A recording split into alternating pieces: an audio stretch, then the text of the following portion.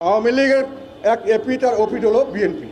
আওয়ামী লীগকে আপনি দল হিসেবে বাদ দিতে পারেন না। এই আওয়ামী লীগকে বাদ দেওয়া হয়েছে, জাতীয় পার্টিকে বাদ দেওয়া হয়েছে, আর 3% লোক আর জামাত এবং নিয়ে তারা এখন ইলেকশন করতে চাচ্ছেন। তারা এই ইলেকশন করতে গেলে কি হবে? ইলেকশন করতে গেলে এটা কোনো ইলেকশন হবে না।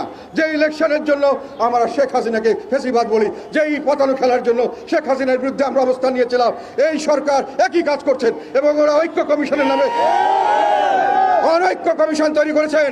সেখানে তার দেশের অর্ধেক লোককে বাদ দিয়ে একটা ঐক্য করার চেষ্টা করছেন। এইটা একটা আমি মনে করি বড় ধরনের ষড়যন্ত্র, এবং বাংলাদেশের মানুষ 2 মিনিট লাগবে না এইরকম পাতানো খেলার রাজনীতি, যে খেলায় আমাদের নেতা, আমাদের চিফ অ্যাডভাইজার যেটা বলেন যে আমার নিয়োগদাতা কিছু মানুষ, এবং তাদের আবার কিছু বড় জামাত ইসলাম বলে তাদের নিয়োগদাতা নাকি আমার জামাতকে তারাই নাকি এই ছাত্রদেরকে সব রকম সুযোগ সুবিধা দিয়ে রাখছে। আমাদেরকে বাদ দেওয়া হচ্ছে, আওয়ামী লীগকে বাদ। আমি এটার কারণটা আপনাদের বলতে চাই।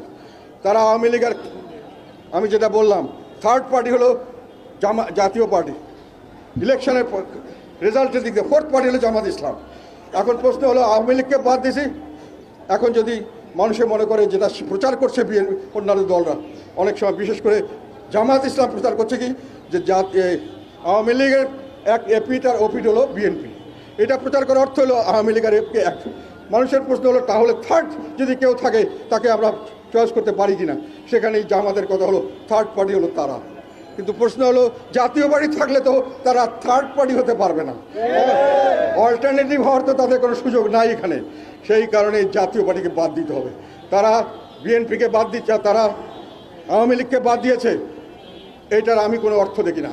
আওয়ামী লীগকে আপনি দল হিসেবে বাদ দিতে পারেন না।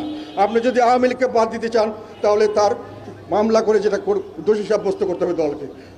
তার আগে আপনার যেটা লোক যারা খারাপ করেছে তাকে বাদ দিতে পারেন। দলকে কিভাবে বাদ দেওয়া যায় বিচার ছাড়া, একটু অ্যাডমিনিস্ট্রেটিভ অর্ডারে এগুলো করা হচ্ছে, এবং তার বিরুদ্ধে বললে আমাদেরকে নানান রকম ভয়ভীতি দেখানো হচ্ছে।